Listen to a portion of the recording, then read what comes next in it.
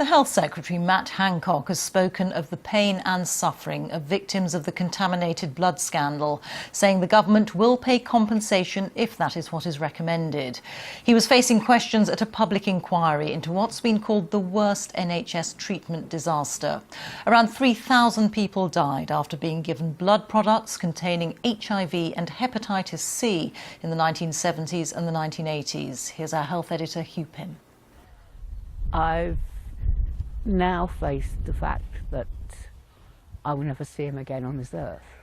His last words were, and repeatedly, that those who did this must be brought to repent.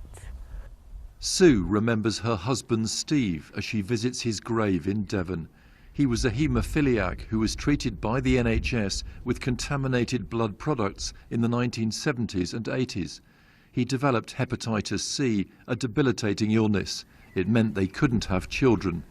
Steve died in 2018. This is just wonderful, and it's a superb place to come and visit the grave, if visiting the grave is about spiritual refreshment and about just finding peace and being together. Sue, like many others who were bereaved, wanted to hear from the Health Secretary today a firm commitment to financial compensation.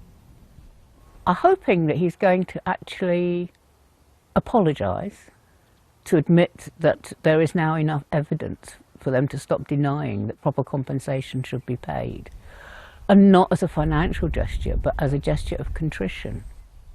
She travelled to London to join others at the latest hearing of the public inquiry into what's been called the worst treatment disaster in the history of the NHS.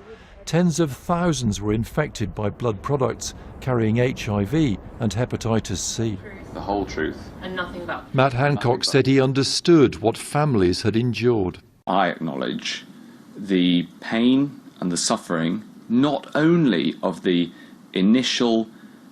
errors that led to this harm on people's lives, but also a sense that redress wasn't properly considered, and that people felt their voices weren't heard. And then to the crucial issue of compensation.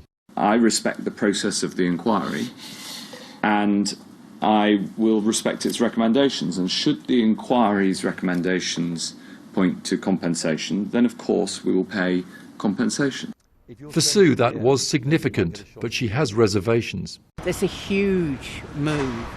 But of course, if they actually decide to pay compensation, if they decide to hinge it on what the inquiry decides, that gives them another 2 years, 3 years, before they have to find a penny.